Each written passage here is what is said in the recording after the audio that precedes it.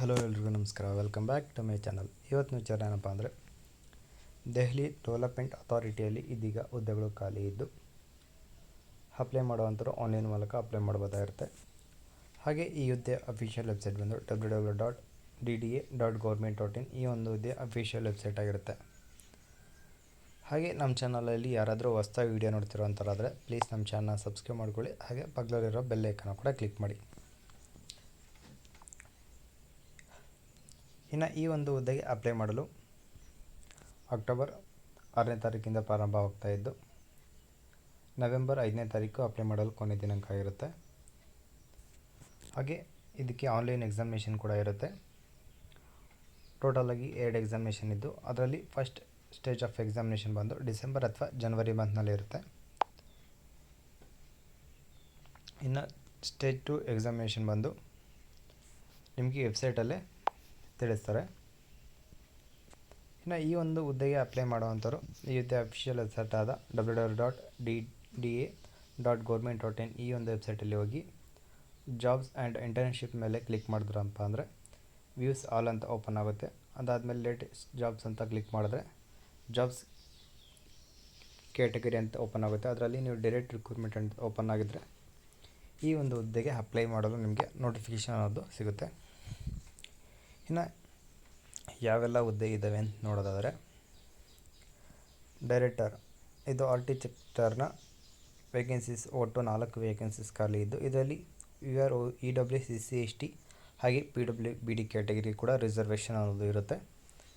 ಇದರಲ್ಲಿ maximum 40 years ಒಳಗಡೆ ಇರೋವಂಥವ್ರು ಅಪ್ಲೈ ಮಾಡ್ಬೋದಾಗಿದೆ. ಈ ಹುದ್ದೆಗೆ ಮಾಸ್ಟರ್ ಇನ್ ಆರ್ಕಿಟೆಕ್ಚರ್ ಮಾಡಿರೋವಂಥವ್ರು ಹಾಗೆ ಡಿಗ್ರಿ ಇನ್ ಆರ್ಕಿಟೆಕ್ಚರ್ ಮಾಡಿರೋಂಥವ್ರು ಅಟ್ಲೀಸ್ಟ್ 5 ಇಯರ್ಸ್ ಎಕ್ಸ್ಪೀರಿಯೆನ್ಸ್ ಇರೋವಂಥವ್ರು ಈ ಒಂದು ಹುದ್ದೆಗೆ ಅಪ್ಲೈನ ಮಾಡ್ಬೋದಾಗಿರುತ್ತೆ. ಇನ್ನು 7ನೇದಾಗಿ ಡೆಪ್ಯೂಟಿ ಡೈರೆಕ್ಟರ್ ಪಬ್ಲಿಕ್ ರಿಲೇಷನ್ನ 1 ವೇಕೆನ್ಸೀಸ್ ಮಾತ್ರ ಖಾಲಿ ಇದ್ದು ಈ ಹುದ್ದೆಗೆ ಕೂಡ 40 ಇಯರ್ಸ್ ಏಜ್ ಆಗಿರಬೇಕಾಗುತ್ತೆ, ಮ್ಯಾಕ್ಸಿಮಮ್ ಏಜ್ ಒಳಗಡೆ ಇರೋವಂಥವ್ರು. ಇನ್ನು ಈ ಹುದ್ದೆಗೆ PG diploma or degree in journalism, mass communication, public relationship ಮಾಡಿರೋವಂಥವ್ರು ಆಗಿರ್ಬೋದು ಅಥವಾ 6 ಇಯರ್ಸ್ ಜರ್ನಲಿಸಮಲ್ಲಿ ಎಕ್ಸ್ಪೀರಿಯೆನ್ಸ್ ಇರೋವಂಥವ್ರು ಅಪ್ಲೈನ ಮಾಡ್ಬೋದಾಗಿರುತ್ತೆ. ನಾನು ಆದಷ್ಟು ಸ್ಪೀಡಾಗಿ ಹೇಳ್ಕೊಂಡು ಹೋಗ್ತೀನಿ ಆ್ಯಂಡ್ ಶಾರ್ಟಾಗಿ ಹೇಳ್ತೀನಿ, ಏಕೆಂದರೆ ಇದು ತುಂಬ ಲೆಂತ್ ಆಗಿಬಿಡುತ್ತೆ ವಿಡಿಯೋ. ಅದಕ್ಕೋಸ್ಕರ ಡೆಪ್ಯೂಟಿ ಡೈರೆಕ್ಟರ್ನ ಒಟ್ಟು 4 ವೇಕೆನ್ಸೀಸ್ ಖಾಲಿ ಇದ್ದು ಇವು ಕೂಡ ಸೇಮ್ ವೇಕೆನ್ಸಿ ಏಜ್ ಆಗಿರುತ್ತೆ. ಇನ್ನು ಈ ಹುದ್ದೆಗೆ bachelor degree in planning, architecture, civil, municipal ಮಾಡಿರೋವಂಥವ್ರು. 2ನೇದಾಗಿ post graduation degree in planning with specialisation in any field, town, city, urban, housing, transport, environmental planning ಮಾಡಿರೋಂಥವ್ರು ಹಾಗೆ ಅಟ್ಲೀಸ್ಟ್ 5 ಇಯರ್ಸ್ ಎಕ್ಸ್ಪೀರಿಯೆನ್ಸ್ ಇರೋವಂಥವ್ರು ಈ ಹುದ್ದೆಗೆ ಅಪ್ಲೈಯನ್ನು ಮಾಡ್ಬೋದಾಗಿರುತ್ತೆ.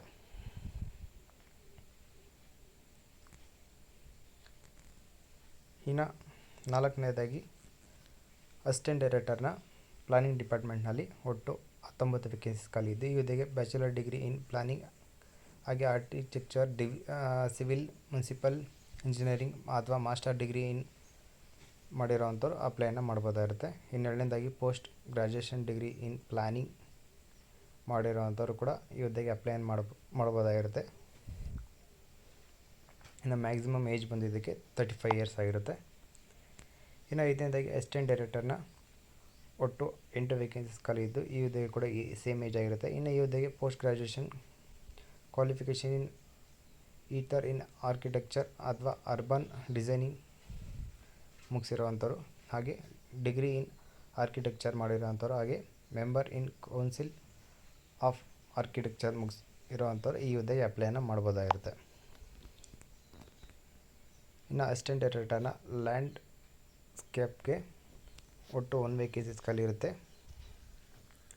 ಈ ಹುದ್ದೆಗೆ ಕೂಡ ಸೇಮ್ ಏಜ್ ಹಾಗೆ ಈ ಹುದ್ದೆಗೆ ಕೂಡ post graduation diploma in landscape architecture ಮಾಡಿರೋವಂಥವ್ರು ಅಥವಾ ಡಿಗ್ರಿ ಇನ್ ಆರ್ಕಿಟೆಕ್ಚರ್ ಮಾಡಿರೋವಂಥವ್ರು ಈ ಹುದ್ದೆಗೆ ಅಪ್ಲೈ ಮಾಡ್ಬೋದಾಗಿರುತ್ತೆ. ಅಥವಾ ಬ್ಯಾಚುಲರ್ ಡಿಗ್ರಿ ಇನ್ ಬೊಟಾನಿ ಅಥವಾ ಆರ್ಕಿಟೆಕ್ಚರ್ ಹಾರ್ಟಿಕಲ್ಚರ್ ಮಾಡಿರೋವಂಥವ್ರು ಈ ಹುದ್ದೆಗೆ ಅಪ್ಲೈ ಮಾಡ್ಬೋದಾಗಿರುತ್ತೆ. ಹಾಗೆ ಅಟ್ಲೀಸ್ಟ್ 1 ಇಯರ್ ಎಕ್ಸ್ಪೀರಿಯೆನ್ಸ್ ಕೇಳ್ತಿದ್ದಾರೆ ಈ ಒಂದು ಫೀಲ್ಡಲ್ಲಿ. ಇನ್ನು ಅಸಿಸ್ಟೆಂಟ್ ಡೈರೆಕ್ಟರ್ನ ಒಟ್ಟು 3 ವೇಕೆನ್ಸೀಸ್ ಖಾಲಿ ಇದ್ದು 30 ಇಯರ್ಸ್ ಮ್ಯಾಕ್ಸಿಮಮ್ ಏಜ್ ಆಗಿರುತ್ತೆ. ಇನ್ನು ಈ ಹುದ್ದೆಗೆ ME tech in computer science ಅಥವಾ IT with first class 60% minimum ಮಾಡಿರೋವಂಥವ್ರು ಅಥವಾ BE tech MSc computer science IT MSc ಮುಗಿಸಿರೋವಂಥವ್ರು ಅಪ್ಲೈ ಮಾಡ್ಬೋದಾಗಿರುತ್ತೆ. ಇನ್ನು ಎಂಟನೇದಾಗಿ ಅಸಿಸ್ಟೆಂಟ್ ಎಕ್ಸಿಕ್ಯೂಟಿವ್ ಡೈರೆಕ್ಟರ್ನ ಒಟ್ಟು 10 ವೇಕೆನ್ಸೀಸ್ ಕಲಿಯುತ್ತೆ. 21ರಿಂದ 30 ವರ್ಷದ ಒಳಗಡೆ ಇರೋವಂಥವ್ರು. ಈ ಹುದ್ದೆಗೆ ಸಿವಿಲ್ ಇಂಜಿನಿಯರಿಂಗ್ ಅಥವಾ ಇನ್ಸ್ಟಿಟ್ಯೂಷನ್ ಆಫ್ ಇಂಜಿನಿಯರಿಂಗ್ ಮುಗಿಸಿರೋವಂಥವ್ರು ಈ ಹುದ್ದೆಗೆ ಅಪ್ಲೈ ಮಾಡ್ಬೋದಾಗಿರುತ್ತೆ. ಆದಷ್ಟು ಇವೆಲ್ಲ ಸಿವಿಲ್ ಇಂಜಿನಿಯರಿಂಗ್ ಡಿಪ್ಲೊಮೊ ಈ ರೀತಿ ಜಾಬ್ಸ್ ಆಗಿರುತ್ತೆ. ಇನ್ನು ಅಸಿಸ್ಟೆಂಟ್ ಎಕ್ಸಿಕ್ಯೂಟಿವ್ ಇಂಜಿನಿಯರಿಂಗ್ನ 3 ವೇಕೆನ್ಸೀಸ್ ಕಲಿಯುತ್ತೆ. ಈ ಹುದ್ದೆಯು ಕೂಡ ಎಲೆಕ್ಟ್ರಾನಿಕ್ ಇಂಜಿನಿಯರಿಂಗ್ ಮಾಡಿರೋವಂಥವ್ರು ಅಪ್ಲೈ ಮಾಡ್ಬೋದಾಗಿರುತ್ತೆ. ಇದಕ್ಕೂ ಕೂಡ ಸೇಮ್ ಏಜ್. ಅಸಿಸ್ಟೆಂಟ್ ಡೈರೆಕ್ಟರ್ನ ಒಟ್ಟು 15 ವೇಕೆನ್ಸೀಸ್ ಖಾಲಿದ್ದು ಮ್ಯಾಕ್ಸಿಮಮ್ ಏಜ್ 30 ಆಗಿರುತ್ತೆ. ಇನ್ನು ಈ ಹುದ್ದೆಗೆ ಮಾಸ್ಟರ್ಸ್ ಇನ್ ಬಿಸ್ನೆಸ್ ಅಡ್ಮಿನಿಸ್ಟ್ರೇಷನ್ ಮಾಡಿರೋಂಥವ್ರು ಅಥವಾ ಈಕ್ವಲೆಂಟ್ ಮುಗಿಸಿರೋ ಅದರಲ್ಲಿ ನಿಮಗೆ ಪರ್ಸ್ನಲ್ HR ಇಂಟರ್ನ್ಯಾಷನಲ್ ರಿಲೇಷನ್ ಮುಗಿಸಿರೋವಂಥವ್ರು ಅಪ್ಲೈನ ಮಾಡ್ಬೋದಾಗಿರುತ್ತೆ. ಲೀಗಲ್ ಅಸಿಸ್ಟೆಂಟ್ನ ಒಟ್ಟು 7 ವೇಕೆನ್ಸೀಸ್ ಖಾಲಿ ಇದ್ದು ಮ್ಯಾಕ್ಸಿಮಮ್ ಏಜ್ ಬಂದು 30 ಆಗಿರುತ್ತೆ. ಇದಕ್ಕೆ ಲಾ ಮಾಡಿರೋವಂಥವ್ರು ಅಪ್ಲೈ ಮಾಡ್ಬೋದಾಗಿರುತ್ತೆ. ಹಾಗೆ 3 ಇಯರ್ಸ್ ಎಕ್ಸ್ಪೀರಿಯೆನ್ಸ್ ಕೂಡ ಕೇಳ್ತಿದ್ದಾರೆ ಅಟ್ ಬಾರ್ ಕೌನ್ಸಿಲ್ನಲ್ಲಿ. ಪ್ಲಾನಿಂಗ್ ಅಸಿಸ್ಟೆಂಟ್ನ ಒಟ್ಟು 23 ವೇಕೆನ್ಸೀಸ್ ಖಾಲಿ ಇದ್ದು ಮ್ಯಾಕ್ಸಿಮಮ್ ಏಜ್ 30 ಆಗಿರುತ್ತೆ. ಬ್ಯಾಚುಲರ್ ಡಿಗ್ರಿ ಇನ್ ಪ್ಲಾನಿಂಗ್ ಅಥವಾ ಆರ್ಕಿಟೆಕ್ಚರ್ ಮಾಡಿರೋವಂಥವ್ರು. ಆರ್ಕಿಟೆಕ್ಚರ್ ಅಸಿಸ್ಟೆಂಟ್ನ 9 ವೇಕೆನ್ಸೀಸ್ ಆರ್ಕಿಟೆಕ್ಚರ್ ಕ್ವಾಲಿಫಿಕೇಷನ್ ಆಗಿರಬೇಕಾಗುತ್ತೆ. ಇನ್ನು ಪ್ರೋಗ್ರಾಮರ್ನ 6 vacancies engineering degree in computer science ಅಥವಾ computer master degree in computer ಮುಗಿಸಿರೋವಂಥವ್ರು ಈ ಹುದ್ದೆಗೆ ಅಪ್ಲೈನ ಮಾಡ್ಬೋದಾಗಿರುತ್ತೆ. ಹಾಗೆ ಅಟ್ಲೀಸ್ಟ್ 1 ಇಯರ್ ಎಕ್ಸ್ಪೀರಿಯೆನ್ಸ್ ಕೇಳ್ತಿದ್ದಾರೆ. ಜೂನಿಯರ್ ಇಂಜಿನಿಯರಿಂಗ್ನ ಸಿವಿಲ್ ಡಿಪಾರ್ಟ್ಮೆಂಟ್ನಲ್ಲಿ 104 ವೇಕೆನ್ಸೀಸ್ 18ರಿಂದ 27 ವರ್ಷ ಮ್ಯಾಕ್ಸಿಮಮ್ ಏಜ್ ಆಗಿದ್ದು ಡಿಪ್ಲೊಮಾ ಇನ್ ಸಿವಿಲ್ ಇಂಜಿನಿಯರಿಂಗ್ ಅಥವಾ BTech ಮಾಡಿರೋವಂಥವ್ರು BTechಲ್ಲಿ ಸಿವಿಲ್ ಇಂಜಿನಿಯರಿಂಗ್ ಮಾಡಿರೋವಂಥವ್ರು ಕೂಡ ಅಪ್ಲೈನ ಮಾಡ್ಬೋದಾಗಿರುತ್ತೆ.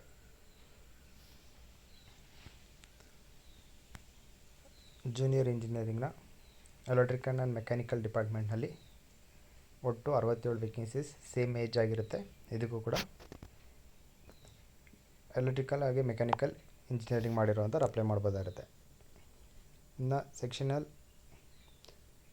ಆಫೀಸರ್ನ ಹಾರ್ಟಿಕಲ್ಚರ್ನಲ್ಲಿ 75 ವೇಕೆನ್ಸೀಸ್ ಅನ್ನೋದು ಖಾಲಿ ಇದ್ದು ಇದರಲ್ಲಿ ಮ್ಯಾಕ್ಸಿಮಮ್ ಏಜ್ 30 ಆಗಿರುತ್ತೆ. ಇನ್ನು ಬ್ಯಾಚುಲರ್ ಡಿಗ್ರಿ ಇನ್ ಅಗ್ರಿಕಲ್ಚರ್ ಅಥವಾ ಹಾರ್ಟಿಕಲ್ಚರ್ ಮಾಡಿರೋವಂಥವ್ರು ಅಪ್ಲೈ ಮಾಡ್ಬೋದಾಗಿರುತ್ತೆ. ಅಥವಾ ಫಾರೆನ್ಸಿಕ್ನಲ್ಲಿ ಕ್ವಾಲಿಫಿಕೇಷನ್ ಮಾಡಿರೋವಂಥವ್ರು ಕೂಡ ಅಪ್ಲೈ ಮಾಡ್ಬೋದಾಗಿರುತ್ತೆ. ನಾಯ್ಡ್ ಟೆಹಸೀಲ್ದಾರ್ನ ಒಟ್ಟು 6 ವೇಕೆನ್ಸೀಸ್ ಇರುತ್ತೆ. ಇನ್ನು ಈ ಹುದ್ದೆಗೆ ಡಿಗ್ರಿ ಫ್ರಮ್ ಎನಿ ಯೂನಿವರ್ಸಿಟಿ ಹಾಗೆ ಈಕ್ವಲೆಂಟ್ ವಿತ್ 50% ಮಾರ್ಕ್ಸ್ನೊಂದಿಗೆ ಪಾಸ್ ಆಗಿರಬೇಕಾಗಿರುತ್ತೆ. ಹಾಗೆ ಇನ್ನು 19ನೇದಾಗಿ ಜೂನಿಯರ್ ಟ್ರಾನ್ಸ್ಲೇಟರ್ನ ಅಫಿಷಿಯಲ್ ಲ್ಯಾಂಗ್ವೇಜ್ನಲ್ಲಿ ಇರುವಂಥ ಇದರಲ್ಲಿ ಬಂದು 6 ವೇಕೆನ್ಸೀಸ್ ಖಾಲಿ ಇದ್ದು ಇದರಲ್ಲಿ ಮಾಸ್ಟರ್ ಡಿಗ್ರಿ ಮಾಡಿರೋವಂಥವ್ರು. ಹಾಗೆ ಈಕ್ವಲೆಂಟ್ನಲ್ಲಿ ಅಂದರೆ 12th ಹಿಂದಿ ಅಥವಾ ಇಂಗ್ಲೀಷ್ ಲ್ಯಾಂಗ್ವೇಜ್ನ ನೀವು ಮೇನಾಗಿ ತೊಗೊಂಡಿರೋವಂಥವ್ರು ಅಪ್ಲೈ ಮಾಡ್ಬೋದಾಗಿದೆ. ಸೊ ಇದು ಹಿಂದಿ ಅಥವಾ ಇಂಗ್ಲೀಷ್ ಲ್ಯಾಂಗ್ವೇಜಲ್ಲಿ ಈ ಒಂದು ಟ್ರಾನ್ಸ್ಲೇಟರ್ನ ಹುದ್ದೆ ಇರುತ್ತೆ. ಅಷ್ಟೇ ಸೆಕ್ಯೂರಿಟಿ ಆಫೀಸರ್ನ ಒಟ್ಟು 6 ವೇಕೆನ್ಸೀಸ್ ಖಾಲಿ ಇದ್ದು ಈ ಹುದ್ದೆಗೆ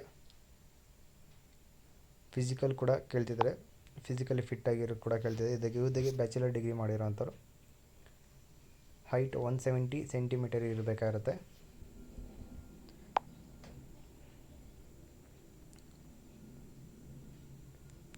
ಇನ್ನು ಸರ್ವೇಯರ್ ಗ್ರೂಪ್ C ವೇಕೆನ್ಸೀಸ್ ಬಂದು 6 ವೇಕೆನ್ಸೀಸ್ ಖಾಲಿ ಇದ್ದು 18ರಿಂದ 25 ವರ್ಷ ಒಳಗಡೆ ಇರೋವಂಥವ್ರು ಅಪ್ಲೈ ಮಾಡ್ಬೋದಾಗಿರುತ್ತೆ. Diploma in 2 years national trade certificate ಇರೋವಂಥವ್ರು ಅಪ್ಲೈ ಮಾಡ್ಬೋದಾಗಿರುತ್ತೆ. ಅಥವಾ 2 ಇಯರ್ಸ್ ಎಕ್ಸ್ಪೀರಿಯೆನ್ಸ್ ಸರ್ವೆ ವರ್ಕ್ನಲ್ಲಿ ಇರೋವಂಥವ್ರು ಕೂಡ ಅಪ್ಲೈ ಮಾಡ್ಬೋದಾಗಿರುತ್ತೆ. ಸ್ಟೆನೋಗ್ರಾಫರ್ನ 44 ವೇಕೆನ್ಸೀಸ್ ಖಾಲಿ ಇದ್ದು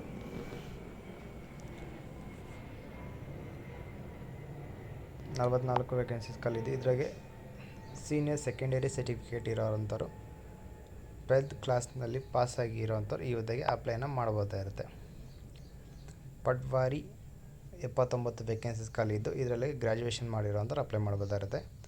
ಜೂನಿಯರ್ ಸೆಕ್ರೆಟರಿಯಲ್ ಅಸಿಸ್ಟೆಂಟ್ನ 199 ವೇಕೆನ್ಸೀಸ್. ಈ ಹುದ್ದೆಗೆ 12th ಪಾಸ್ ಆಗಿರೋ ಸಾಕು, ಈ ಹುದ್ದೆಗೆ ಅಪ್ಲೈ ಮಾಡ್ಬೋದಾಗಿರುತ್ತೆ. ಬಟ್ ಇದರಲ್ಲಿ ಫಿಸಿಕಲಿ ಫಿಟ್ಟಾಗಿ ಏನೋ ಅವಶ್ಯಕತೆ ಇರೋದಿಲ್ಲ, ಬಟ್ ಟೈಪಿಂಗ್ ಸ್ಪೀಡ್ ಇರಬೇಕಾಗಿರುತ್ತೆ ಇಂಗ್ಲೀಷ್ ಲ್ಯಾಂಗ್ವೇಜ್ನಲ್ಲಿ. ಇನ್ನು ಮಾಲಿ ವರ್ಗ್ನ 282 ವೇಕೆನ್ಸಿ. ಈ ಹುದ್ದೆಗೆ 10th ಆಗಿರೋ ಸಾಕು, ಅಪ್ಲೈ ಮಾಡ್ಬೋದಾಗಿರುತ್ತೆ. ಇದೆಲ್ಲ ಗ್ರೂಪ್ ಸಿ ವೇಕೆನ್ಸೀಸ್ ಆಗಿರುತ್ತೆ. ಫಸ್ಟ್ ಹೇಳಿದ್ದು ನಾನು ಗ್ರೂಪ್ ಎ ಬಿ ವೇಕೆನ್ಸೀಸ್ ಆಗಿರುತ್ತೆ. MTC ನಾನ್ ಮಿನಿಸ್ಟ್ರಿಯಲ್ ವೇಕೆನ್ಸೀಸ್ 745 ವೇಕೆನ್ಸೀಸ್ ಇದ್ದು ಈ ಹುದ್ದೆಗೆ ಜಸ್ಟ್ ನೀವು 10th ಪಾಸ್ ಆಗಿರೋ ಸಾಕು, ಅಪ್ಲೈ ಮಾಡ್ಬೋದಾಗಿರುತ್ತೆ. ಬಟ್ ಇದರಲ್ಲಿ ಸ್ಯಾಲ್ರಿಯನ್ನು ಎಲ್ಲ ಏನು ನೀಡಿರೋದಿಲ್ಲ. ಇನ್ನು ವೇಕೆನ್ಸಿ ರಿಸರ್ವೇಷನ್ ಆಲ್ರೆಡಿ ಹೇಳಿದಾಗೆ ಮಾಡ್ಕೋಬೋದಿರುತ್ತೆ. ಹಾಗೆ PWBD ಕ್ಯಾಟಗರಿ ಕೂಡ ಅಪ್ಲೈನ ಮಾಡ್ಬೋದಾಗಿರುತ್ತೆ. ಸೊ ಇಂಟ್ರೆಸ್ಟ್ ಇರೋರು ಅಪ್ಲೈ ಮಾಡೋಂಥವ್ರು ಬೇಗ ಅಪ್ಲೈ ಮಾಡಿ. ಇದೆಲ್ಲ ಬಂದು ನಿಮಗೆ PWBD ಕ್ಯಾಟಗರಿ ಯಾವ್ಯಾವ ಡಿಪಾರ್ಟ್ಮೆಂಟಲ್ಲಿ ಯಾರೆಲ್ಲ ಅಪ್ಲೈ ಮಾಡ್ಬೋದು ಮತ್ತು ಎಷ್ಟು ವೇಕೆನ್ಸಿ ಇರೋದನ್ನ ನೀಡಿದ್ದಾರೆ. ಇದೆಲ್ಲ ಹೇಳ್ತಾ ಹೋದರೆ ತುಂಬ ಲೆಂತ್ ಆಗಿಬಿಡುತ್ತೆ. ಸೊ ಬೇಕಾದವರು ಪ್ಲೀಸ್ ನನಗೆ ಮೆಸೇಜ್ ಮಾಡಿ, ಈ ಒಂದು ಹುದ್ದೆ ನೋಟಿಫಿಕೇಷನ್ ನಿಮಗೆ ಕಳಿಸ್ಕೊಡ್ತೀನಿ.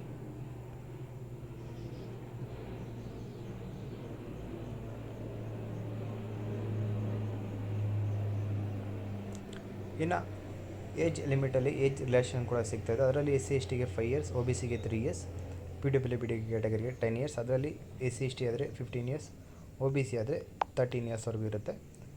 ಇನ್ನು ಡಿಪಾರ್ಟ್ಮೆಂಟ್ನಲ್ಲಿ ಅಟ್ಲೀಸ್ಟ್ 3 ಇಯರ್ಸ್ ವರ್ಕ್ ಮಾಡಿದಂಥವ್ರಿಗೆ ಅಪ್ ಟು 5 ಇಯರ್ಸ್ವರೆಗೂ ಏಜ್ ರಿಲ್ಯಾಕ್ಸೇಷನ್ ಅನ್ನೋದು ಇರುತ್ತೆ, 40 to 45 ಇಯರ್ಸ್ವರೆಗೂ.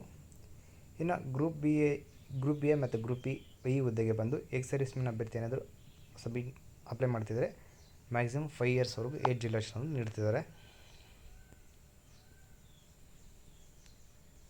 ಇನ್ನು ಗ್ರೂಪ್ ಬಿ ವೇಕೆನ್ಸಿಗೆ ಮತ್ತು ಸಿ ಪೋಸ್ಟ್ಗೆ ಎಕ್ಸ್-ಸರ್ವಿಸ್ಮೆನ್ ಅಭ್ಯರ್ಥಿ ಅಪ್ಲೈ ಮಾಡ್ತಾರೆ 3 ಇಯರ್ಸ್ ಆಫ್ಟರ್ ಡಿಡಕ್ಷನ್ 3 ಇಯರ್ಸ್ವರೆಗೂ ನೀಡ್ತಿದ್ದಾರೆ. ಇನ್ನು ವುಮೆನ್ ಏನಾದರೂ ಅಪ್ಲೈ ಮಾಡ್ತಿದ್ದಾರೆ ಅಪ್ ಟು 35 to 40 ಇಯರ್ಸ್ವರೆಗೂ ಇರುತ್ತೆ. ಅದರಲ್ಲಿ 40 ಬಂದು SC/ST ಕ್ಯಾಟಗರಿಗೆ ಇರುತ್ತೆ.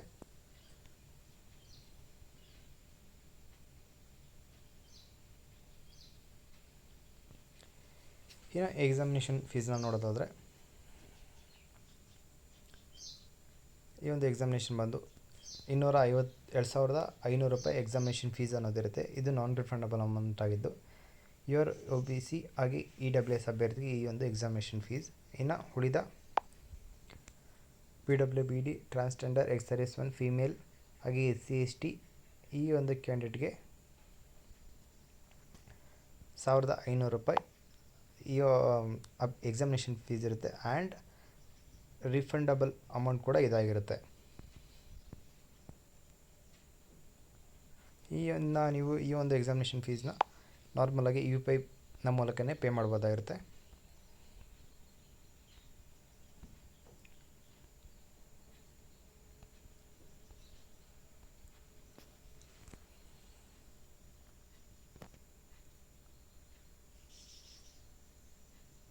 ಇನ್ನು ನಿಮಗೆ ಎಕ್ಸಾಮ್ ಬರೆಯೋಕ್ಕೆ ಸೆಂಟರ್ಸ್ ಬಂದು ನ್ಯೂ ದೆಹಲಿಯಲ್ಲಿರುತ್ತೆ. ನೀವು ಅಲ್ಲೇ ನಿಮಗೆ ಎಕ್ಸಾಮಿನೇಷನ್ ಸೆಂಟರ್ಸ್ ಅಲ್ಲೇ ಇರುತ್ತೆ, ನೀವು ಅಲ್ಲೇ ಕೂಡ ಬರೀಬೇಕಾಗಿರುತ್ತೆ. ಇನ್ನು ಸ್ಟೇಜ್ 1 ಎಕ್ಸಾಮಿನೇಷನ್ ಬಂದು CBT ಅಂದರೆ ಕಂಪ್ಯೂಟರ್ ಬೇಸ್ಡ್ ಟೆಸ್ಟ್ ಇದಾಗಿದ್ದು ನಿಮಗೆ 150 ಕ್ವಶನ್ಸ್ ಇರುತ್ತೆ. 2 ಅವರ್ಸ್ವರೆಗೂ ನಿಮಗೆ ಕಾಲಾವಕಾಶ ಇದ್ದು ನಿಮಗೆ ಪಾರ್ಟ್ 1ಅಲ್ಲಿ 100 ಮಾರ್ಕ್ಸ್ಗೆ ಇರುತ್ತೆ, 100 ಕ್ವಶನ್ಗೆ. ಪಾರ್ಟ್ 2 ಅಲ್ಲೇ ಬಂದು reasoning, quantitative aptitude, general awareness, English language, computer ನಾಲೆಜ್ನ ಬಗ್ಗೆ ನಿಮಗೆ 10 ಮಾರ್ಕ್ಸ್ಗೆ ಪ್ರತಿ 10 ಕ್ವಶನ್ ಇರುತ್ತೆ. ಇನ್ನು ಸ್ಟೇಜ್ 2 ಬಂದು ಇಂಟರ್ವ್ಯೂ ಆಗಿರುತ್ತೆ, ಇದು 15 ಮಾರ್ಕ್ಸ್ಗೆ ಇರುತ್ತೆ.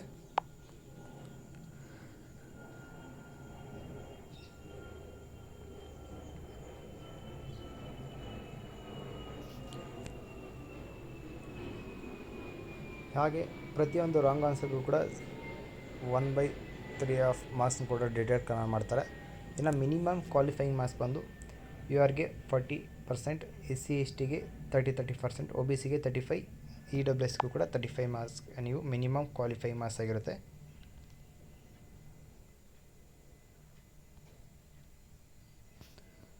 ಹಾಗೆ ಒಂದು ವೇಳೆ ನೀವು ಏನಾದರೂ ಅಪ್ಲೈ ಮಾಡಬೇಕಾದ್ರೆ ಏನಾದರೂ ಡೌಟ್ ಇತ್ತಪ್ಪ ಅಂದರೆ, ಅಪ್ಲೈ ಮಾಡೋಕ್ಕೆ ಏನಾದರೂ ಪ್ರಾಬ್ಲಮ್ ಆಯ್ತಪ್ಪ ಅಂದರೆ ಇಲ್ಲಿ ಕಾಣಿಸ್ತಿರೋಂಥ ನಂಬರ್ಗೆ ನೀವು ಕಾಲ್ ಮಾಡ್ಬೋದಾಗಿರುತ್ತೆ. 735348948884 ಈ ನಂಬರ್ಗೆ ನೀವು ಕಾಲ್ ಮಾಡ್ಬೋದಾಗಿರುತ್ತೆ.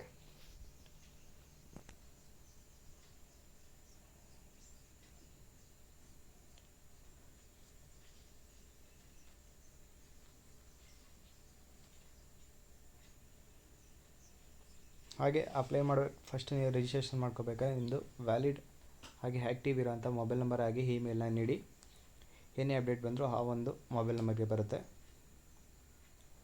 ಸೊ ಈ ಒಂದು ಹುದ್ದೆಗೆ ಅಪ್ಲೈ ಮಾಡಲು ಬೇಕಾಗಿರುವಂಥ ಎಕ್ಸಾಮ್ಗೆ ಬೇಕಾಗಿರುವಂಥ ಸಿಲೆಬಸ್ ಇಲ್ಲಿ ನೀಡಿದರೆ ನಿಮಗೆ ಬೇಕಾದಂಥವ್ರು ನಿಮಗೆ ಪ್ಲೀಸ್ ಮೆಸೇಜ್ ಮಾಡಿ, ನಾನು ನಿಮಗೆ ಈ ಒಂದು ನೋಟಿಫಿಕೇಷನ್ನ ಕಳಿಸ್ಕೊಡ್ತೀನಿ. ಇನ್ನು ಇವತ್ತಿನ ವೀಡಿಯೋದಾಗಿದ್ದು, ಈ ವಿಡಿಯೋದ ಬಗ್ಗೆ ನಿಮ್ಮ ಅನಿಸಿಕೆನ ಕಮೆಂಟ್ ಮೂಲಕ ತಿಳಿಸಿ. ಏನಾದರೂ ಡೌಟ್ ಇದ್ದರೆ ಕೂಡ ಕಮೆಂಟ್ ಮಾಡಿ. ಹಾಗೆ ಈ ವಿಡಿಯೋ ಇಷ್ಟ ಲೈಕ್ ಮಾಡಿ, ಕೆಲಸ ಹುಡುಕ್ತಿರೋಂಥ ಫ್ರೆಂಡ್ಸ್ಗೆ ಮತ್ತು ರಿಲೇಷನ್ಸ್ಗೆ ಈ ವಿಡಿಯೋನ ಶೇರ್ ಮಾಡಿ ಅಂತ ಹೇಳ್ತಾ, ಹಾಗೆ ಈ ಹುದ್ದೆಗೆ ಅಪ್ಲೈ ಮಾಡ್ತಿರೋಂಥ ಎಲ್ಲರಿಗೂ ನನ್ನ ಕಡೆಯಿಂದ ಆಲ್ ದ ಬೆಸ್ಟ್. ಮತ್ತು ಇದೇ ಥರದ ಹೆಚ್ಚಿನ ಉದ್ಯೋಗ ಮಾಹಿತಿಯಾಗಿ ನಮ್ಮ ಚಾನಲ್ನ ತಪ್ಪದೆ ಸಬ್ಸ್ಕ್ರೈಬ್ ಮಾಡಿಕೊಂಡು ಫಾಲೋ ಮಾಡಿ ಅಂತ ಹೇಳ್ತಾ, ಇನ್ನು ನೆಕ್ಸ್ಟ್ ವೀಡಿಯೋ ಸಿಗೋ ತನಕ ಎಲ್ಲರಿಗೂ ಟಾಟಾ ಬಾಯ್.